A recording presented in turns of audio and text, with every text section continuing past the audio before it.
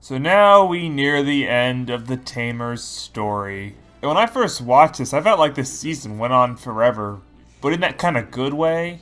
Anyway, when we last left our heroes off in the plot summary, Beelzemon was falling to his death after being attacked by the D-Reaper, while his young tamers look on in horror. And not gonna lie, I actually thought Beelzemon was gonna die here. I mean, would you put it past the show at this point? But no, Beelzemon gets saved at the last second, and Jerry begins to realize that being trapped in the D-Reaper isn't a good idea. Meanwhile, the government starts sending in stealth planes to drop what everyone thinks are bombs onto the D-Reaper. So Takato and the others just file out of there as quickly as possible to try to come up with a new plan of attack. At the same time, we find out that these planes are not dropping bombs, but electronic pulses. And we also figure out who's organizing this attack on the D-Reaper. That's right, it's Johnny! Oh, thank God he was in this season. Who's Johnny again? Anyway, he cuts out and we don't see him again for a little bit. But then we cut back to Jerry, who is fighting with the... Okay, this is like the D-Reaper's unofficial form. It kind of speaks for it a bit. And it's just like this altered form of Jerry. Or at least it's Jerry clone. But for all story-intensive purposes, this is essentially the D-Reaper. And it actually answers my question that I asked last time as to why the D-Reaper keeps Jerry alive and depressed. I really should have paid more attention to this episode when I watched it again. But apparently it needs Jerry alive so it can feed off its depression as an energy source. Which is almost as dumb as Baggermon's D5, except the D-Reaper's just overall a better villain. So Jerry's like, I want to go home and I don't want to be depressed anymore. And the D-Reaper's like, no, you can't. And then it attacks her with tentacles. And then Jerry starts screaming. And then the D-Reaper attacks itself for reasons I have several theories as to why. But I'm pretty sure they're wrong, so I'm not even going to bother mentioning them. Then the D-Reaper announces that it has enough power to reach its final form, which is easily its coolest looking form, and then it begins to sink into the ooze. Then the scientists just tell the kids to go off and spend time with your family while they formulate a plan on how to deal with this. And I like these scenes for the most part. Rika and Renamons are kinda cute and funny. I like those. Henry's are, you know, actually important to the plot, so I like those. Takato's are just kind of Honestly, I feel like I'm getting tired of Takato's mopey demeanor at this point. But I don't know why his specifically, because all three of these characters are mopey. They're all sad about Jerry and the D-Reaper and whatnot. Maybe it's because I think Takato has the overall worst character to bounce his emotions off of. Like, Rika's got Renamon and her mom and her grandmom, and they're pretty cool overall. And Renamon has that line that got me yelled at by the internet. And Henry isn't like really moping, he's just kind of overhearing stuff or talking with his dad about how they're gonna fight the D-Reaper. But Takato's got his cousin here who we're gonna talk about because he's the star of a movie. And it kind of kills me inside that his appearance in Tamers kind of means the movie's canon. But yeah, his cousin here, who I think is named Kai, he is not the best character for helping Takato go through some sort of emotional change. First off, just listen to the way he talks in the English dub. You guys are, like, out there to save the world or something, huh? Second off, while Rika and Henry are dealing with characters that they've kind of been around the entire season, Takato gets one carted in from almost a completely different medium. But anyway, Takato confesses that he loves Jerry, which I guess is supposed to be different from the time he did that on the train. Whatever. We also got to see Jerry, who is depressed, and Calamon desperately trying to make Jerry not depressed. And I don't know why, but I find it both kind of funny and slightly disturbing that Jerry argues with her hand puppet. I don't know why. We also hear back from Johnny, who says the sensors that they dropped into the D-Reaper, well, they've discovered that the D-Reaper is inside a quantum bubble with electrons moving faster than the speed of light, and the monster makers figure out the best way to get rid of the D-Reaper is cause a black hole, which will suck the D-Reaper out of the dimension. Okay, it's science mumbo jumbo, whatever. And then Henry's dad scans Terriermon to try to find, like, the compositional differences between Digimon and the D-Reaper, blah blah blah. Then the D-Reaper begins to form with other D-Reapers around the world to create one being, and that'll mean the end of humanity. Then Shibumi has this card which will allow the kids to fight the D-Reaper, and then all the kids reunite to get ready to fight the D-Reaper. Yeah, this whole part has just been a lot of explaining because it's all preparation for the final fight. Because you know what? I have to say, it's looking pretty good. Jerry's popped out of her funk and is now openly resisting the D-Reaper. The monster makers have got this doodlebug program or whatever that's gonna bring it down. And all three heroes are reunited for one last fight. Now, any normal person would look at this and say, you know what? This is pretty good. I'm feeling great about this setup. But not the writers over at the Tamers HQ. They saw this and said, man, this is stuff for pussies. We need to go one step beyond. We need to push the edge. We need to crank it up to 11. 3 heroes is nice, but we think our audience deserves more. And we know what fans want. They want the 4th hero. And you know what? They delivered perfectly. Because I thought this guy was out of the show. But they had me fooled. A clever deception. Just so they could make his triumphant return to the screen that much more surprising and satisfying. Back to complete his mission in this final confrontation is the one, the only, you know him, you love him, Rio. I mean, yeah, of course, Rio. I mean, you know Rio, that rich, interesting character who has a history with the D-Reaper and had that stated mission to save Jerry from it. That was his whole, like, big redemptive arc thing. Seriously, what the hell is this Beelzemon? Beelzemon, by the way, pretty much out of the series. He is gone. He does nothing to contribute to this final section. So, as far as I'm concerned, his big redemptive mission, a complete failure. But hey, the writers had to knock him off so we can shoehorn Rio into this last fight. And I mean shoehorn. Because this lead up to the last fight after they've all scanned the card and all that, it's basically the kids on their way to fight the D-Reaper, just reflecting on how much they changed, you know, for the beginning of the season. And it's a really cool scene. Because the one thing I think Tamers did undeniably well is development. And it is very interesting to see just how much our heroes differ from their episode 1 counterparts.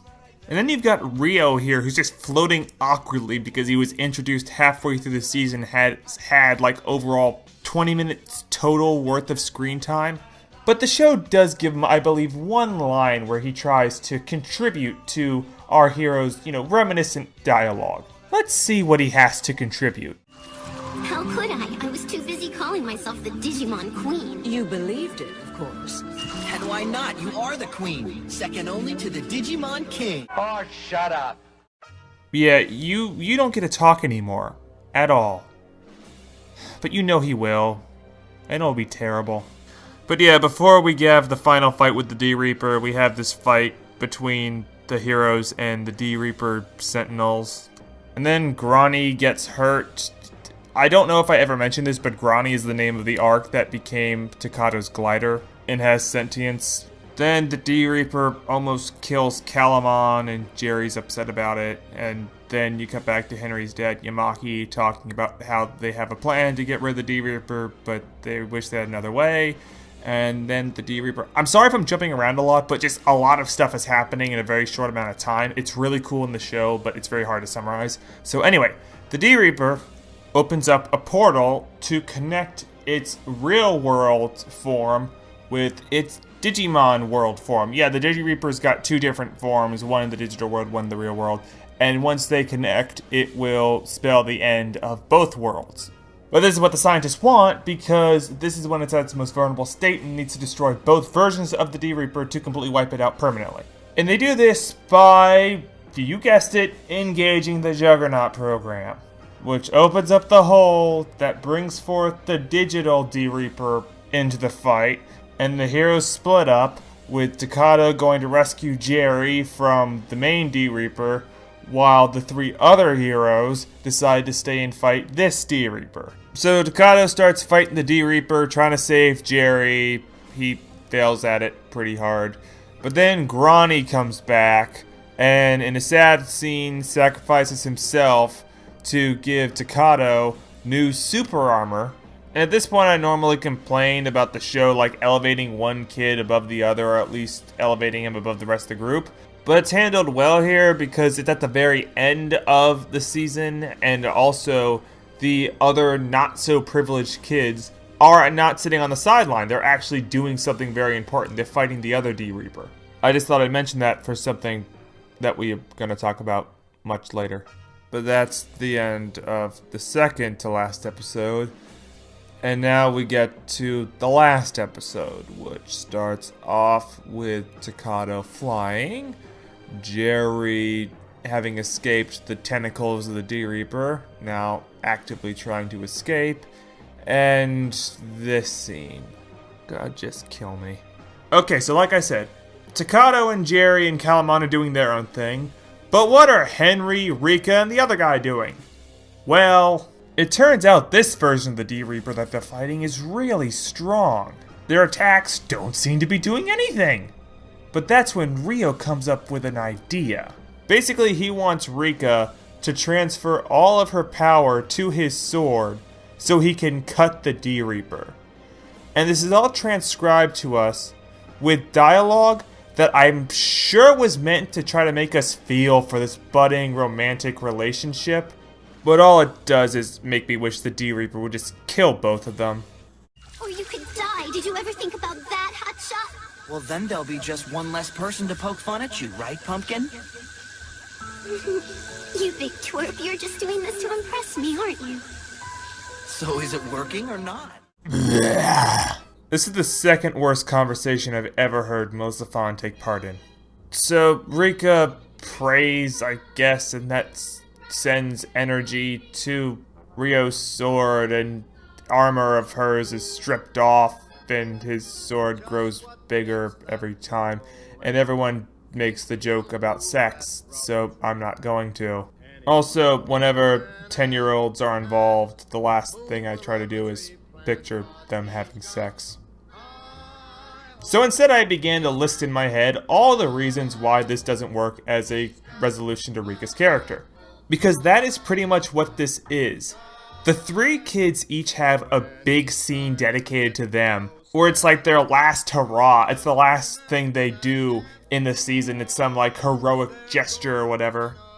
And this is Rika's. Essentially, it is her handing over her power to somebody else, so he can do something heroic. Yeah, I mean, it's only the third kid in your group. It's not like she had any sort of conflicts or relationships that could have lent itself to a unique and satisfying ending to her character. Do you see why I feel like Ryo just ruins some things? And this is the big one? I mean, we've spent over about 50 episodes with these kids. This is the last episode.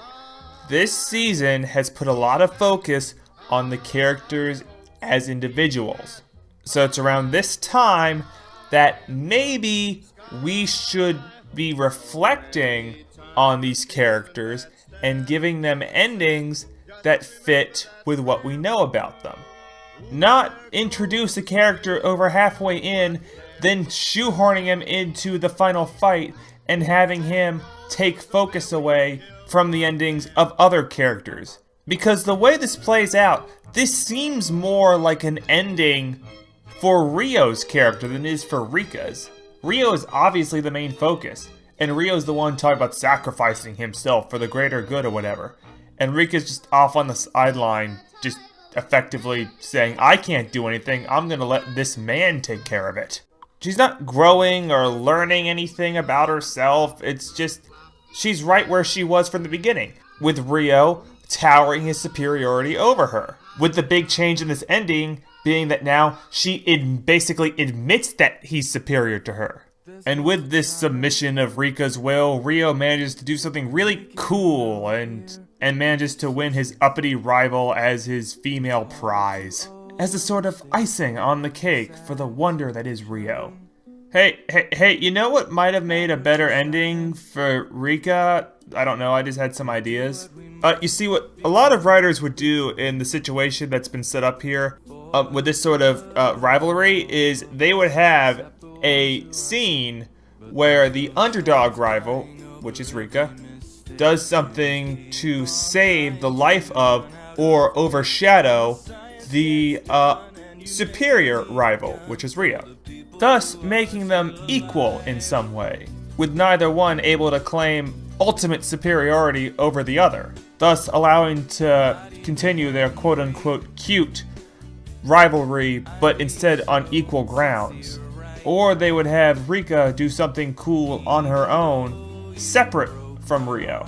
Like, look, okay, in the show, I think they make some sort of big deal about Tsukuyamon only knowing defensive attacks, and that was the reason why she couldn't fight the D-Reaper effectively, and why her giving her power away to Rio would have been the smarter choice, because he actually has, like, offensive attacks. Which is a dumb point to make, because just in the last episode, we saw Tsukuyamon take down a D-Reaper Sentinel that Gargamon couldn't take out, and Gargamon is nothing but offensive attacks, but that's beside the point.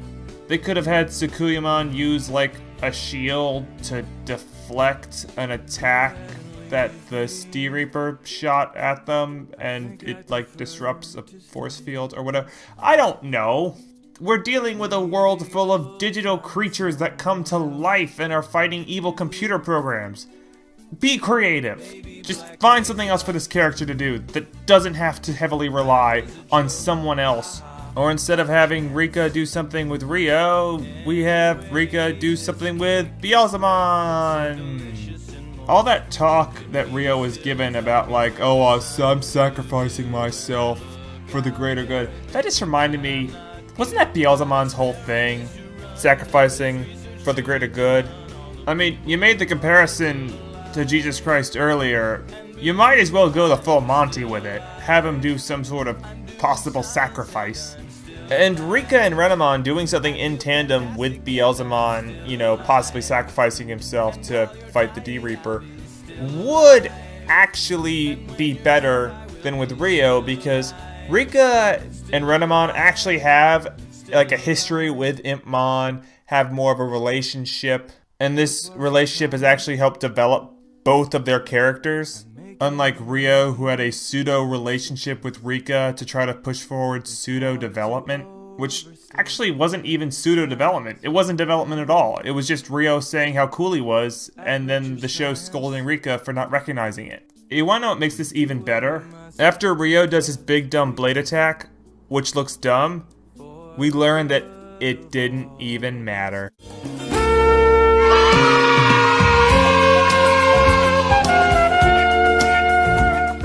That's right. The attack doesn't work. The D-Reaper just reforms immediately, so Rika surrendering herself to Rio was completely pointless. The Digimon Sovereign just come in at the last second and drag the D-Reaper down. Thanks for helping, guys! Because these three obviously weren't going to do anything helpful. So, yeah, that's actually my biggest problem with this ending. It is basically Rio. I believe that he robs Rika and Beelzemon, two of my favorite characters in the entire series, of decent resolution to their arcs. But let's try to keep moving and talk about somebody else. Let's see. Hey, Jerry, you're not disappointing me. But you are doing stuff that's kind of weird. Okay, so Jerry is still trapped in the D-Reaper, and she's trying to think of a way out, so she prays into her Digivice, and then Leomon, from beyond the grave, manages to shoot laser beams out of it, which destroy parts of the D-Reaper and cause an opening where she can hopefully be rescued by Takato. Preferably before this goo engulfs her. Meanwhile, the D-Reaper's Jerry clone decides to directly confront Takato and starts lecturing him about how humans don't deserve life, they only deserve annihilation, and Takato's like, yeah, well, who died and made you king, jerk, and then they fight. And while that's going on, the Sovereign drag this version of the D-Reaper down into like a place in between the digital world and the real world. And that's when Henry's dad pops up and says that he actually implanted the Juggernaut program into Terriermon. And that if they manage to spin really fast and suck the D-Reaper down into this area, they can set it off and it will completely destroy all traces of the D-Reaper permanently. But before they can do that, Takato has to rescue Jerry, and he's still fighting the D-Reaper and kind of losing. But then he musters up his courage by remembering his friends or something, and punches the D-Reaper in the stomach, causing it to dissolve, which I have to admit I thought was pretty cool. But oh no, Henry's spinning really fast, and it's sucking the D-Reaper into this netherworld with Jerry inside. But it's okay. Jerry managed to escape with Calamon, and the D-Reaper is seemingly destroyed. But oh no, Shibumi said he screwed something up, and now the kids are all gonna lose their mega level and be trapped in this place. And probably die. But it's okay, Kenta's here to save them with magic bubbles. And for those of you keeping track at home, this means Kenta, yes, this kid, yeah, this kid too, yes, this kid has done more to save Jerry than Beelzemon. In fact, you could probably make a strong case saying that in this last episode, Kenta's done more meaningful stuff to save Jerry than Rika and Rio, which is just sad. And actually, this ending with Kenta kind of bothered me a little bit because it always just seemed really forced that the kids lose their mega level and then immediately get saved by Kenta. It's like they could have just never lost mega. But then I kind of laugh a bit because I just imagine the writers in a room talking about how they're going to end the season, and the head writer just goes, and then Kenta flies in with a magic shield and protects everyone from the D-Reaper. And then just one guy goes, wait, can't Sakuyamon create magic shields? Why do we need Kenta? Because there is no Sakuyamon because of algorithms. But oh no, Terriermon's still down there, but it's okay because the bubbles save him. Anyway, fight's over now, the D-Reaper is gone, and we have one more scene left to talk about. And that is the bittersweet ending. Because as our heroes, stand triumphantly looking upon the world they saved, Impmon reappears to ask forgiveness from Jerry, and she kinda gives it. And it's kind of a heartwarming scene until the Digimon all of a sudden start glowing and be digivolving. Henry's dad shows up and explains that this is all according to plan, because in order for the Juggernaut program to work effectively to destroy the D-Reaper, it would also mean having to send the Digimon back to the digital world. And he didn't tell Henry or the other kids that he was doing this because he knew they would never accept the plan and wouldn't participate in it. And I actually really find this twist in character kind of interesting, because with this twist, Henry's dad is not being evil. He's being rather reasonable. He's sacrificing these Digimon in order to save both the human and digital world. He's not even killing them, he's just sending them away. But the basic premise is very similar to Yamaki's attitude during the first arc. Sacrificing the few good Digimon in order to destroy all the bad Digimon and thus save Earth. And that was the type of attitude that Henry's dad kept projecting.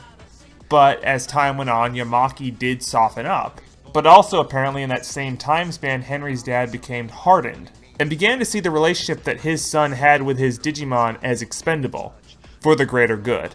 So as all the Digimon are forcefully sucked back into the digital world out of their tamers' hands, Henry's dad begs his son for forgiveness. I do know that in different languages, Henry gives different responses. I think in the Japanese, he implies that he does forgive his dad, but in the English version, it kind of implies that he doesn't, which is harsh. But still, the kids are confident that they will see their Digimon partners again one day. And then the season ends with an epilogue given by Takado about how the world kind of went back to normal a couple weeks later, which I kind of don't believe, but still, everything is exactly the way it was before the Digimon ever came to the digital world. But he still goes and checks Guillimon's little nest area to see if he's there, and the season officially ends with Takado discovering a pathway to the digital world, implying that yes, they do reunite. Welp, Tamers is done. I don't mean to sound egotistical by grading myself, but I think when it came to my critique of Tamers, I was both tough but fair. Digimon Tamers to me is a really good show. It is easily the best season ever produced by this series. The season tries a lot of new things and takes a lot of risks, and those give this season a very distinctive feel. In fact, I would say that this season is much more of a standout than its predecessor, Frontier, which a lot of fans regard as the black sheep of the series. But we'll talk about all that later. Right now, how about I just do a quick rundown of the pros and cons of this season, and then we'll say goodnight, alright? What this season does right? Well, its handling of the hero characters and their Digimon and the relationship between the two. I felt it was slow, but not boring, and it had a very rewarding climax for most of them. And I also liked how it felt that Guilmon, Terriermon, and Renamon were just as much a part of the story as Takado, Henry, and Rika. And this is what I kind of have been talking about, the benefits of having a small group as opposed to a large one. It allows writers to kind of narrow in and develop relationships easier and manage their time better, which is good when you have a limited number of episodes that you have to have your story completed by. And you can definitely see the benefits of this. Takado has got to be my favorite main kid. Terriermon has to be the greatest Digimon partner I think there's ever been. And Rika is just my favorite character in the series overall, for reasons I already mentioned. And just to kind of round this whole theme off, the D-Reaper, Beelzemon, and Yamaki are all in my top 5 favorite villains of Digimon. I know I kind of ragged on Yamaki a lot, but overall in the story I enjoyed his character.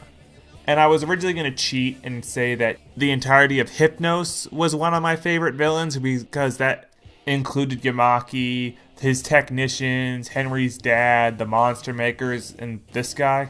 But I thought that was kind of cheating. And I thought Yamaki kind of is supposed to represent all of them, especially at the end when he's kind of the leader of the adults. And also, I feel that the season overall is kind of lacking strong villains in most seasons. So, slim pickings. I also like the setting. I already went over a lot of this. The last thing I will mention that I like is the ending. The last 3 episodes I think are, for the most part, very well done. Minus the mistakes that I mentioned, this is easily, I think, the best ending this series produced. I think it's got great action. I didn't really go over it, but the fights with the D-Reaper Sentinels and the D-Reaper Jerry clone I think is really cool. It's quick, it's fast-paced, which is something you didn't really see a lot from final fights in Digimon.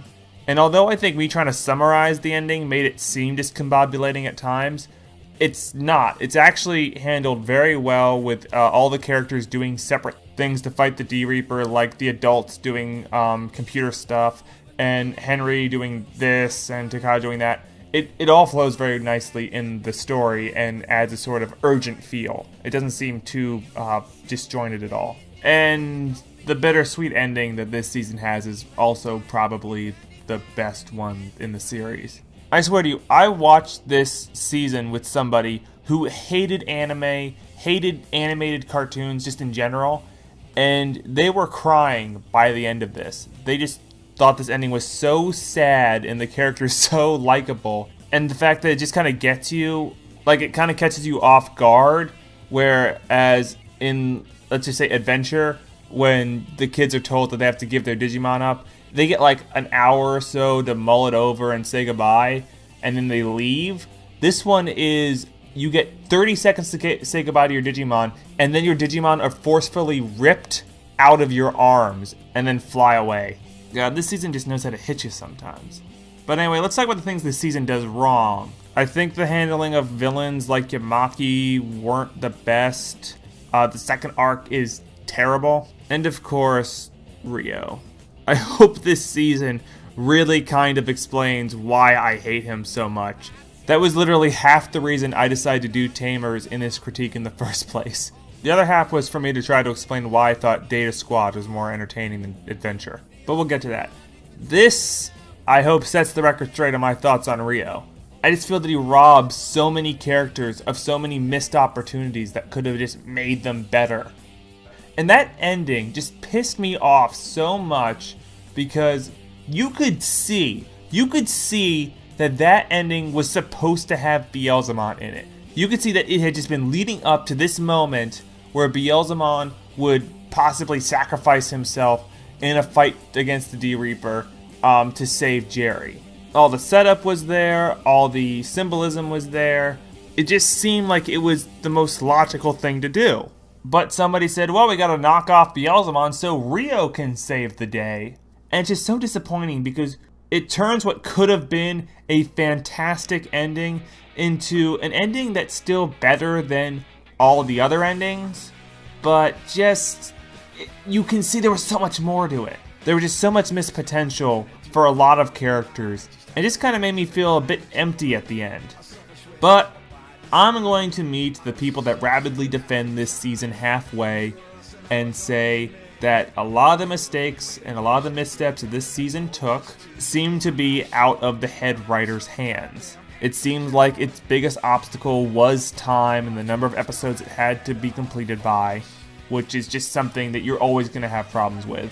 And in one very specific case, the writers had a problem with the company meddling and forcing in a character that they didn't really seem to want, and thus struggled to write and develop him. So in conclusion, this season is not perfect. It does things right and it does things wrong. But I feel that its pros way outweigh its cons. I was really excited to talk about this and kind of get all my thoughts out there because this is the season that I easily most reference when I'm trying to show examples of good writing or good development. So I'm glad that now people may have a better reference for what I'm talking about when I give examples. So I hope you enjoyed this little critique. I know I did. But we're not done with this universe. We still have 2 movies to talk about. But until then, play me out, Boss Tones. Shotgun if there ever was one, without the barrel of a loaded gun, and it was not intentional, unconventional. Hey guys, Lucas Green here, and we are now at the end of the Digimon Tamers critique.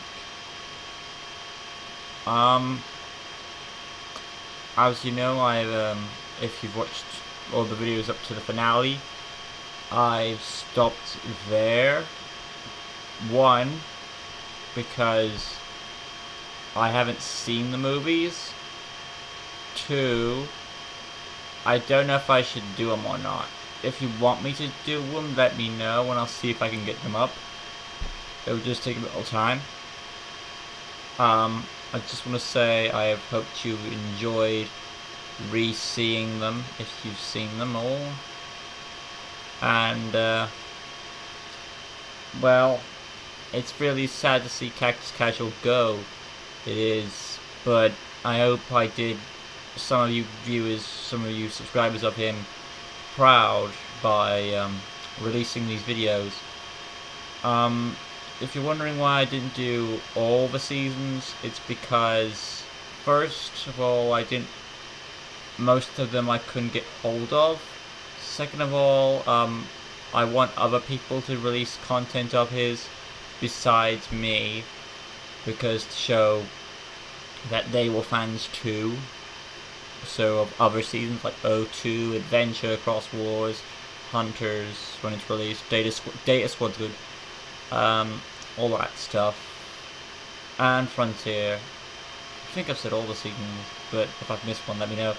But I hope you enjoyed Digimon Tamers Critique re-uploaded. I've done my best to rework it a bit, like details in there, saying that Impmon is my favourite character in Digimon, and I also created some good thumbnails for them too, which is a nice little touch. I put the 3 main characters. Rika had her own. Rika's whole video lasted an hour, while Takado and Henry's were put into parts, so I decided to group that all together so that each of the 3 characters is treated equally. But I hope you guys enjoyed this critique from Cactus Casual, and with these videos on here, they'll be on here for a good long time, and so when Cactus Casual's channel goes, you'll still have this. So that's what at least I can do to you. And the only way it's going to stop is if I get some sort of copyright thing, but I don't see that happening in a long time. So stay positive, and, you know, we'll keep his spirit going and all that through these videos. So my only hope is that his other seasons are re-uploaded from the Google Drive thing. Go to Cactus Casual's channel now, and please, please, please, please, if you really like his work, do it. Make his seasons re-uploaded to your channel. It'll get you viewers. It'll push it forward, and it's the best we can do for him, because it's the way. If we don't want to see his channel go, in a way we can keep it going by reloading these videos to our channels, and that's what I did. Digimon Tamers Critique is my favourite season. Same with Cactus Casual, he agreed that it was the best season. Had some of the greatest characters, human villains, Yamaki, Impmon, Rika. Takado's a good lead, Henry's a philosophical character. We've got some good villains with the D-Reaper. Dave was a pretty good, I like the Chinese Zodiac feel and the Sabra and all that. So that being said, I think that's all I need to say really about this. Once again, I hope you guys have enjoyed watching this. If you want me to do the movies, comment down below. And with that being said, I will be working on other stuff now. Going back to other projects, like my Linksy series, if you want to know what that is. Check the playlist, the videos up for it. I'm a writer and stuff I do. I've got other games to play for walkthroughs, I've got other book reviews to do. But I really hope you guys have enjoyed this. He's done a really good job doing it, better than I could have ever done with the season, so thank you so much for watching. I really hope you guys have enjoyed it, and if you want to stick on my channel for more content, see what more I can do, go ahead and subscribe. And if you want to like, comment, and Cactus Casual and all that, that'd be great. Even your view is just awesome. So thank you so much for watching. Let me know if you want to have the movies of Digimon, Tamers, and I'll see what I can do. But till then guys, like, subscribe, all that good stuff. Until then, see you guys later.